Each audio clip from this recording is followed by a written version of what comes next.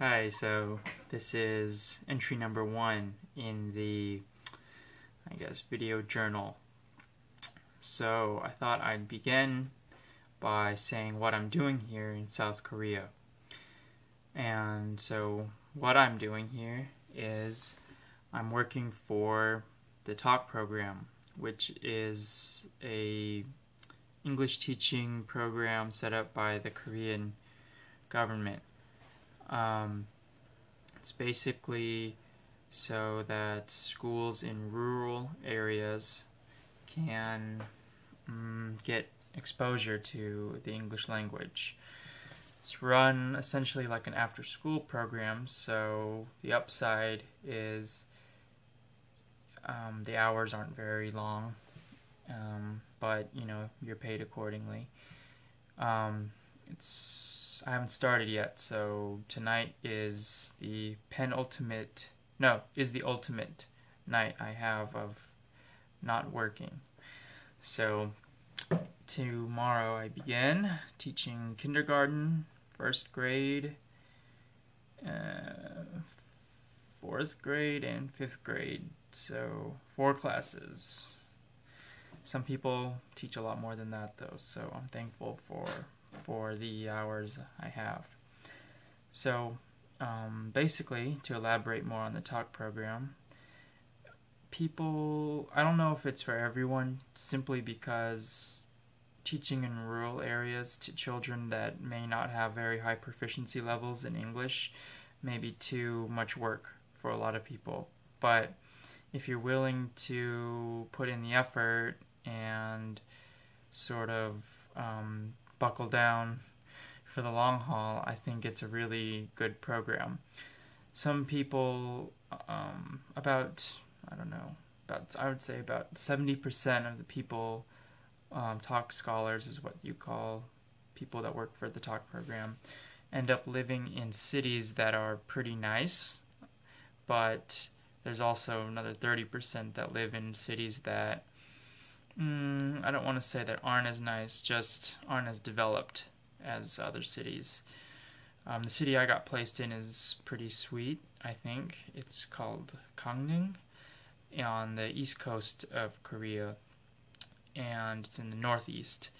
So the province has a border with the DMZ, but I think a few hundred kilometers away from that, which is okay in my book. My city has about 280,000 people in it, which, depending on your city that you're living in now, is, relatively big or relatively small. Talk does not offer any placements within Seoul, so if you really want to work in Seoul, you're going to have to swing it with another program. That's what I'm doing here. Maybe I should talk about why I'm doing this. Well, if you haven't noticed already by my accent, I'm American, and I would consider myself like purely American in that I was raised in American culture. I was raised by American parents, more on that later, and I love the USA, the United States of America. But as you can see, I do not look typically American, and I don't know why is that. Well, I like to usually have people guess, but seeing that this is video format, probably not very fun. So I'll just say that I was born here in South Korea and adopted by an American family when I was very, very young, still a baby. So I've had nearly zero exposure to Korean culture living in America. I do like to cook and eat Korean food quite often, but the amount of actual language exposure, holidays, that kind of stuff, is basically zero. Yeah, so why I came to Korea? It's to basically have more exposure to the culture that I was born in. Um, I'm pretty curious about it, and so far, I think it's pretty on par with the other Asian cultures I've lived in, except for the key difference that I've found is, or that I've experienced living here the last month and a week, I guess, or maybe not even a month, is the amount of respect and sort of honor that you give to people is a lot higher.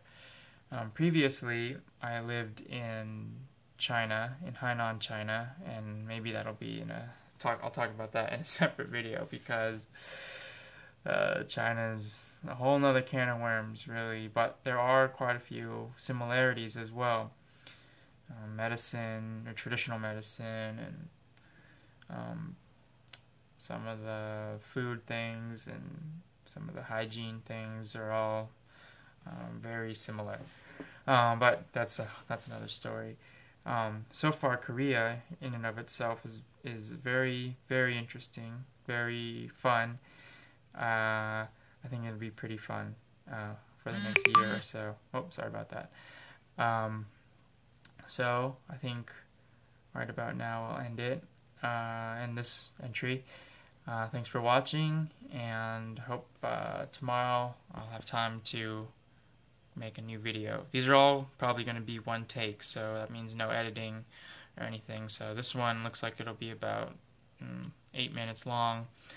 Try and keep it around 10 or under 10 or under. Maybe tomorrow I'll talk about food or a little bit more about my experience so far in talk.